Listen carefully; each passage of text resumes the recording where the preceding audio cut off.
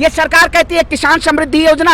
अरे 2000 रुपए देके आप हमें खरीदना चाहते हैं, अपना गुलाम बनाना चाहते हैं। पत्रकार महोदय, इस सरकार से मोदी जी से कहना चाहता हूं कि आखिर विगत 7 सालों में अपने शासनकाल में आप प्रेस कॉन्फ्रेंस करके आइए ना, मीडिया के सामने खड़े होकर आप बात करिए कि बस वही स्ट्रीम मीडिया खरीद के आप बस वही हो कभी वैक्सीन पे मेहुल चौकसी और कभी रामायण पे कंगना और करीना, यही सिर्फ आज तक और आज तक करती है। और क्या करती है? आज चल रहा है मीडिया में कंगना और करीना अंधभक्त चला रहे हैं। अरे ये सिर्फ जनता को गुमराह किया जा रहा है। लेकिन सरकार की तरफ से क्या एक्शन रहेगा? सरकार ये महंगाई महंगाई महंगाई, भारतीय जनता पार्टी जो इससे पहले यही गाजर बैगन मूली डीजल पेट्रोल महंगाई की बात करती कि महंगाई डाइन खा गई। अरे आज देश में कच्चे तेल की कीमत 63 रुपए प्रति डॉलर है और भारतीय जनता पार्टी के शासनकाल में पेट्रोल 100 रुपए डीजल पार है, सरसों का तेल 200 रुपए पार है। और यही सरकार कहती थी कि देश में हम महंगाई के लिए लड़ रहे हैं, हमारी सरकार महंगाई को मारेगी। क्या भारतीय जनता पार्टी की महंगाई आज डार्लिंग बन गई है?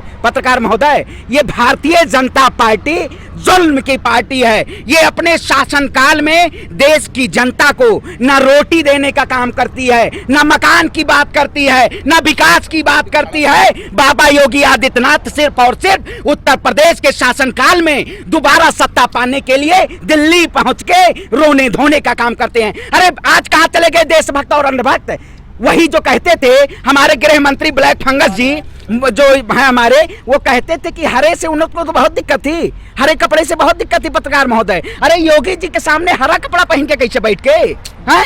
देश की जनता को हिंदू और मुस्लिम के नाम पे तुष्टीकरण की राजनीति करने वाली भारतीय जनता पार्टी ये सिर्फ और सिर्फ जला रही है। लेकिन देश की जनता, उत्तर प्रदेश हो या बंगाल हो या गुजरात में पंचायत चुनाव हो, ये किसान आंदोलन भारतीय जनता पार्टी के कब्र का काम करेगा। क्योंकि जो सरकार इसने गलत पंगा ले लिया है, किसानों से टकराने का बहुत गलत अंजाम होता है। कोई भी सरकारें जो किसान से टकराई हैं उसको इस देश की सत्ता ने कभी वो नहीं किया है, दोबारा उसको नहीं पसंद किया है। ये सरकार कहती है किसान समृद्धि योजना।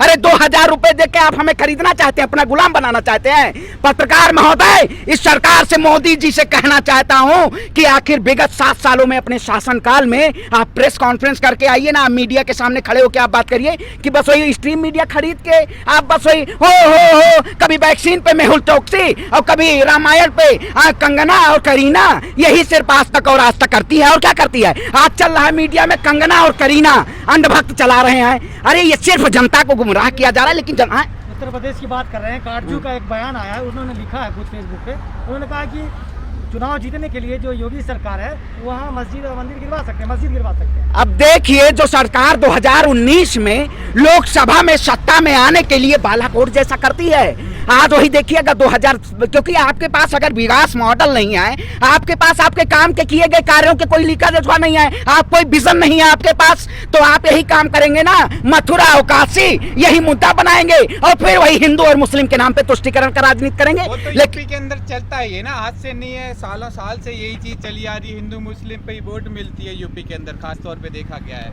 इस बार भी जब बीजेपी को चुना गया तो राम मंदिर का मुद्दा सबसे मेन था।